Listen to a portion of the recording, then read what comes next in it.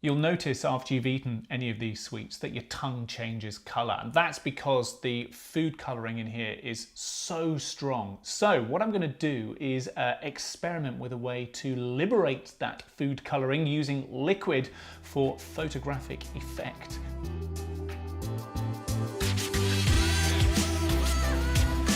What I've got here, but by the way, I should say, we separated out all of the colours from these sweets into separate glasses. It's so therapeutic on a rainy day. I've taken some of those and I've created a rainbow pattern on this flat white plate. Rainbows are very popular at the moment. Seem like a bit of fun to arrange like that. I'm now just going to pour some water into the middle.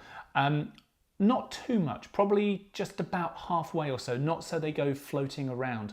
And then it's going to take maybe a minute or so for us to see the results. So let's pour and watch. There we go. So that is just about enough. So no rushing to get the camera ready this time. I'll just try and keep myself off the table so I'm not interrupting the flow. Of course, what I can do is get some shots straight out the back, because let's face it, this is quite pretty in its own right. From top down as well.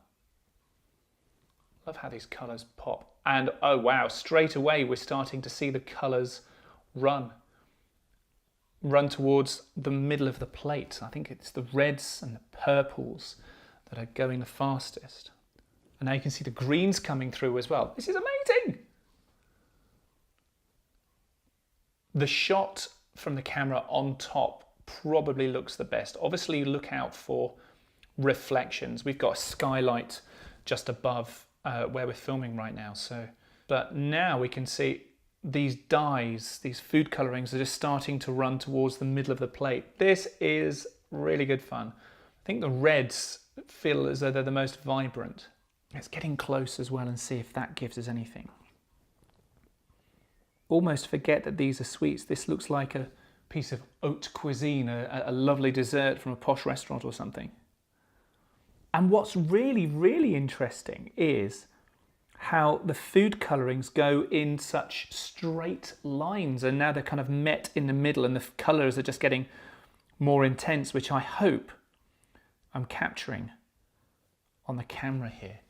Let me just get my light. Always worth just seeing if a bit of light changes the image in some way. I know that with bright colors, particularly reflective, shiny surfaces, that can just add a bit of a highlight. There we go. Oh, and it has brightened it up even more. The colours look even more vibrant with this light on it. It's as though the camera's kind of compensating a little bit and raising its game and raising the saturation a little bit. Let's go once again from the top.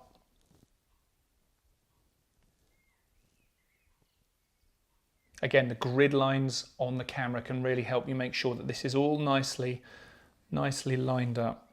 I tend to prefer shots like this right in the middle, but by all means play with the rule of thirds for your composition too. Experiment with different patterns. I've gone with a rainbow right now. You could go with a kind of flower theme, have the center of the flower by putting some different colored sweets right in the middle there. And the great thing about this is because it's just sweets and water, you can drink it or eat it afterwards. But I'm really, really pleased with these images.